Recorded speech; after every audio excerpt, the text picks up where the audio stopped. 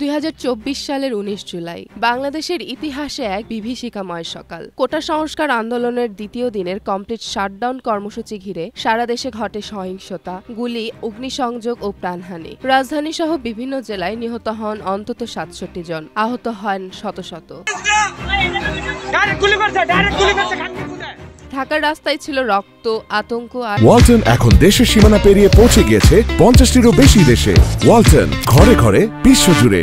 আগুনের ছোঁয়া। সবচেয়ে ভয়াবহ ছিল আকাশপথ থেকে গুলি চালানোর মতো বিস্ময়কর ঘটনা। ঢাকার আকাশে আকাশপথে হামলার শব্দে চারপাশ স্তব্ধ হয়ে ওঠে। এই দিন শুধু সংঘর্ষ নয়, রাষ্ট্রীয় দমন পীড়নের এক নগ্ন প্রদর্শন হয়ে ওঠে।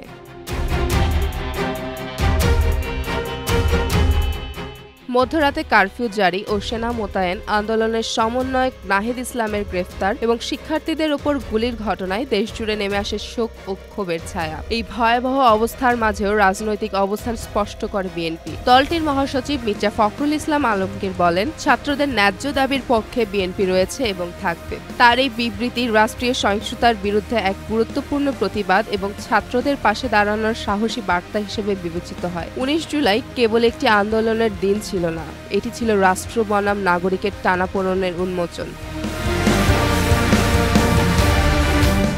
যেখানে গুলির ভাষায় সংলাপের চেষ্টা আর আকাশপথে হামলা ছিল ন্যায্য দাবির জবাব। ইতিহাস এই দিনটিকে মনে রাখবে, প্রতিরোধ, রক্ত এবং রাজনৈতিক অবস্থানের এক যুগসন্ধি হিসেবে।